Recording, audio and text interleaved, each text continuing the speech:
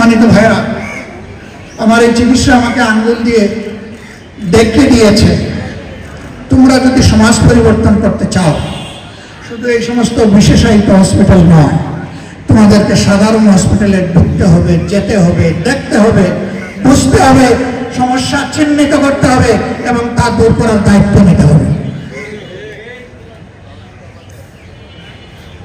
আমরা একটা মানবিক, দুর্নীতিমুক্ত, সমৃদ্ধ বাংলাদেশ গড়ার স্বপ্ন দেখি, যে এই বাংলাদেশটাই গরিব থেকে ধনী সকলকে তার অধিকার তার গড়ে তার হাতে তুলে দেওয়া হবে।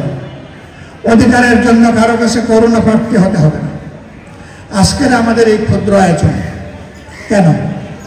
এই ক্ষুদ্র আয়োজন বিধ্বস্ত সমাজ ব্যবস্থায় চলমান যে স্বাস্থ্য সেবা তার ঘাটতি বোঝানোর জন্য। ওই স্বাস্থ্য সেবা যদি সকলের জন্য নিশ্চিত হতো, একজন রোগী আজকের এই ক্যাম্পে আসে। আমাদের দেশের স্বাস্থ্য ব্যবস্থা এখনো কাঙ্ক্ষিত মানে নেই। আমরা এই রোগীদের জন্য দোয়া করি, আরো যারা প্রিয় দেশে অসুস্থ আছেন সবার জন্য দোয়া করে। আল্লাহ তাআলা দারুশ শিফা থেকে সুস্থতার নিয়ামত সকলকে এনায়েত করুন। আল্লাহ তাআলা সুস্থ জীবন, পরিপক্ক ঈমান, গভীর দেশপ্রেম দিয়ে আমাদের প্রত্যেকটি নাগরিকের অন্তরকে আল্লাহ পরিপূর্ণ করে দিন। আমরা আপনাদেরকে কথা দিচ্ছি, এই সমাজ বদলানোর দায়িত্ব আপনারা যদি আমাদের হাতে তুলে দেন, দেশবাসী যদি আল্লাহর মেহেরবানিতে তুলে দেন, আমরা খেটে খুঁটে চেষ্টা করব সমাজের এই ঘাটতিগুলো পূরণ করার। আমরা ইনশাআল্লাহ তেলা মাথায় তেল দেব না।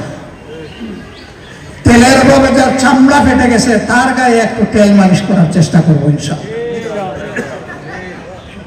আমাদের prime subject those who are deprived people, বঞ্চিত মানুষগুলো হবে আমাদের অগ্রাধিকার ইনশাআল্লাহ।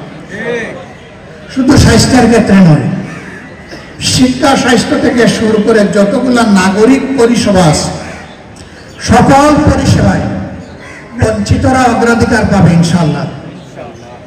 বঞ্চিতদের অধিকার তাদের হাতে তুলে না দেওয়া পর্যন্ত ওই সেবা আমরা গ্রহণ করব না। আমার 7 মিনিটের বক্তব্যে বলেছিলাম দুর্নীতিমুক্ত বাংলাদেশ গড়তে চাই। এর শুদ্ধ নমুনা হিসাবে আজকে লাখো জনতা এবং কোটি মানুষের সামনে এই ঘোষণা দিচ্ছি, আগামীতে বাংলাদেশ জামাত ইসলামী থেকে যারা নির্বাচিত হবেন তারা সরকারের কোনো পদ অল্প মূল্যে গ্রহণ করবেন না ইনশাআল্লাহ। বিনা ট্যাক্সের গাড়ি চড়াবেন না ইনশাআল্লাহ। এও বলেছি সরকারের দেওয়া ন্যায্য যে সমস্ত সুযোগ সুবিধা আছে তার কতটুকু না নিয়ে পারা যায় তাও আমরা বিবেচনা। একদিকে আমরা বলবো জনসভাকে ইবাদত মনে করি, আরেকদিকে জনসভাকে খেত মারার হাতিয়ারে পরিণত করবো। জামাত ইসলাম এটা করবে। বলবেন তার কি কোনো প্রমাণ আপনারা রাখতে পেরেছেন? একটু চেষ্টা করেছি। আল্লাহর বান্দা 4 দলীয় সরকারে 2001 থেকে 6 মন্ত্রী ছিলেন ভাই। বাংলাদেশের সবাই সাক্ষ্য দেয় তারা শতভাগ সৎ ছিলেন, স্মার্ট ছিলেন, দক্ষ ছিলেন। একটি মায়াবী মানবিক বাংলাদেশ চান, যে এই দেশে প্রত্যেকটা মানুষ মানুষকে সম্মান করবে এবং ভালোবাসবে, আর জীবন দিয়ে নিজের দেশের স্বাধীনতা এবং সার্বভৌমত্ব রক্ষা করবে। এমন একটি দেশ যদি চান তাহলে সকলের প্রতি আমার এই কথাগুলো বিবেচনা করার আবেদন।